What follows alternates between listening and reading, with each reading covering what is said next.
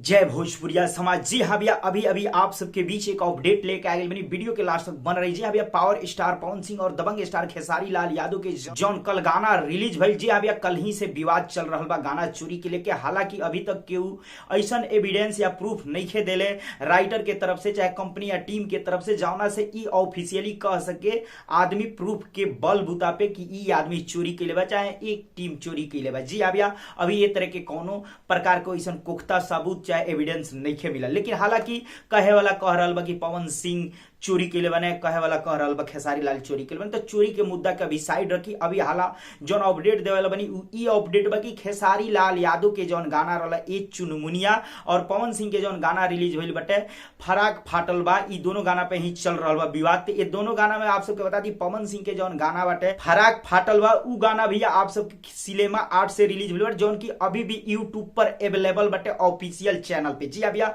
उ गाना अभी भी चल रहा बा, काफी दर्शक प्यार आशीर्वाद दे रहा बा, काफी अच्छा व्यू भी जा रहा बा, लाइक भी मिल रहा बा, कमेंट भी मिल रहा बा। अब चलिए भैया, खेसारी लाल यादव के जौन गाना रिलीज हुई बा ए चुनमुनिया कल, जौन की बदनाम इंटरटेनमेंट से, जी हाँ भैया, तो ऑफिशियल वीडियो ऑफिशियल चैनल पर से भैया हट गई बा। जी हाँ भैया, हट गई बटे। आप सब जाके वो चैनल पर भी देख सकते नहीं, और हम लिंक पर भी क्लिक करिए तो लिंक पर क्लिक करने के बाद भैया का लिखत आप सबके हम बता दी, लेकिन फाइनली बता देते नहीं का लिख रहा बा। लेकिन और ई काहे भइल बटे, ई कौना कारण से हटल बटे ये चैनल पर से बता देते नहीं, लेकिन थोड़ा सा जान ली। अभी फिलहाल यूट्यूब पर से ऑफिशियल वीडियो हट गई बटे जॉन के ऑफिशियल चैनल से, जॉन की खेसारी लाल यादव के रिलीज बा। अब चलिए आप सबके बता दी भैया, लिंक पर जब हम क्लिक करिए तो वहां का लिख के आ रहा बा, साइड में हम डिस्प्ले पे स्क्रीनशॉट भी लगा देता नहीं। यह लिखल बा भैया, this video is no longer available due to a copyright claim by जिक जिक। जी हाँ भैया, आप सब डिस्प्ले पे भी देख सकते नहीं, जौन की हम लगा दे। तो फाइनली भैया अभी आप सबके बता दी कि खेसारी लाल यादव के गाना अभी हट गई बटे।